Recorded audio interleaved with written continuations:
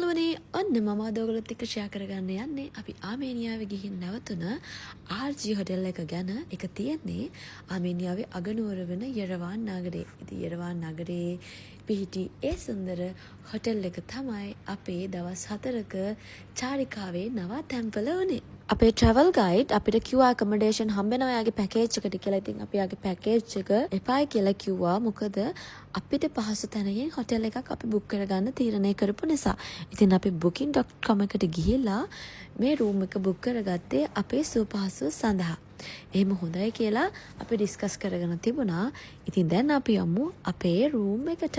මම මේ වීඩියෝ එක කරන්නේ අපේ ආමේනියාවේ 4 වෙනි දවසේ. ඒ කියන්නේ අපේ අන්තිම දවසේ.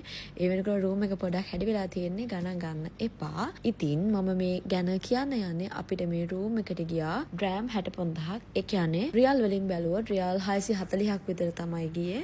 ඒ රූම් එක හරිම කම්ෆර්ටබල්. මොකද අපිට ඒ රූම් එක ටවුන් එකේම තිබුණ නිසා ෆුඩ් කෝට් එකට සාමාන්‍යයෙන් පයින් ඇවිදගෙන යන්න තිබුණේ මීටර් 50ක විතර දුරක්. ඒ වගේම මුළු ටවුන් එක පුරාම ඇවිදින්නත් මේ රූම් එකේ ඉඳන් අපිට හරිම පහසුවක් වුණා. ඒ වගේම ටවුන් එකේ view එකත් ලස්සනට බලා ගන්න පුළුවන්. හිමවල අවසාන භාගය නිසා ටවුන් එකේ හිම පොඩක් දිය වෙමින් තමයි තිබුණේ. හැබැයි සීතලේ නම් කිසිම අඩුවක් තිබුණ නැහැ. ඉතින් සීතලට ඔරොත්තු දෙන විදිහට රූම් එක සැප පහසු විදිහට හදලා තිබුණ නිසා අපි වාහනේ පස්ස ගමන් හරි කොහේ හරි ගියපු ගමන් හරි දුවගෙන එන්නේ අපේ රූම් එකට අපේ සීතල නැති කරගන්න. ඕගොල්ලෝ එන සමහර දවස්වලට මෙතන 5% 10% වගේ ඔෆ් ගන්නත් පුළුවන්. ඔයාලා එන ඩේ එක අනුව ඕගොල්ලන්ට බජට් ලි ඔයාලගේ ප්ලෑන් එක හදා ගන්නත් පුළුවන්. වොෂ්රූම් එක ගැන කිව්වොත් අපිට toothbrush, toothpaste, එතකොට soap, shampoo, shower gels, hair dryer එකක්, ඒ වගේම hot towels, ඒ වගේම hot rack එකකුත් තිබුණා. අපේ towels ඇඳුම් උණුසුම් කරගන්න ඕන නිසා.